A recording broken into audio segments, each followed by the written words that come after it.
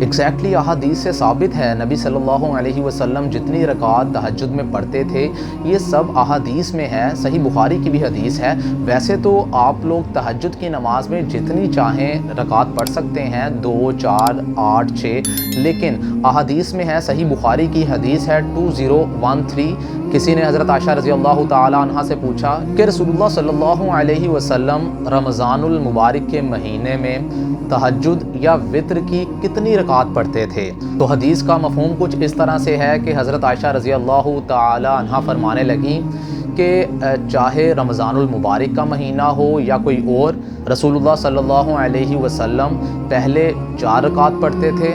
پھر اس کے بعد دوبارہ سے 4 رکعات پڑھتے تھے، اور پھر آخر میں 3 رکعات وتر کی پڑھتے تھے۔ تو اس حدیث سے یہ ثابت ہے کہ رسول اللہ صلی اللہ علیہ وسلم تہجد کی نماز کے ٹوٹل 8 رکعات پڑھتے تھے، پھر اس کے بعد 3 رکعات وتر کی، یعنی ٹوٹل جو ہے اس کی 11 رکعتیں بنتی ہیں۔ تو آپ بھی اگر چاہیں عشاء کی نماز کے بعد جو وتر ہوتے ہیں آپ وتر نہ پڑھیں، آپ سو جائیں، پھر جب تہجد کی نماز کے لیے اٹھیں تو پھر آپ تہجد کی نماز کے ساتھ وتر پڑھ سکتے ہیں۔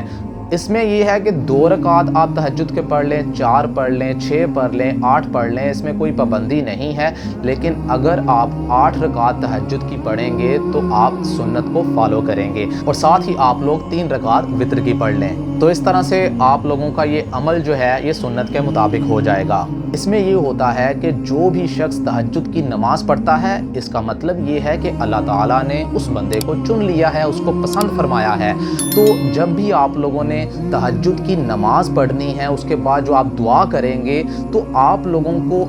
کو میں یہ بتا دوں کہ آپ لوگوں کو کیسے پتہ چلے گا کہ تہجد کی نماز قبول ہو گئی ہے، آپ کی دعا جو آپ نے مانگی ہے وہ قبول ہو جائے گی۔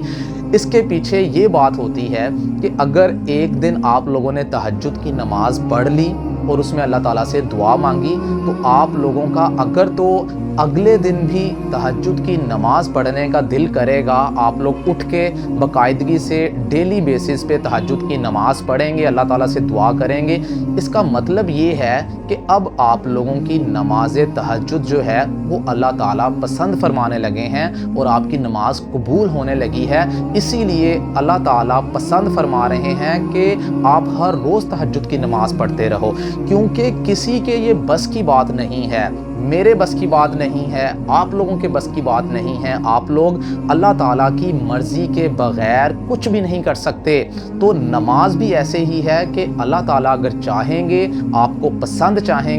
فرمائیں گے، پھر ہی آپ لوگ نماز پڑھیں گے۔ ایسا نہیں ہے کہ میری آنکھ نہیں کھلی تھی میں نے تہجد کی نماز نہیں پڑھی، یا میرا دل نہیں کر رہا تھا میں نے تہجد کی نماز نہیں پڑھی۔ تو اس کا مطلب یہ ہوتا ہے کہ اللہ تعالیٰ نے جب ہمیں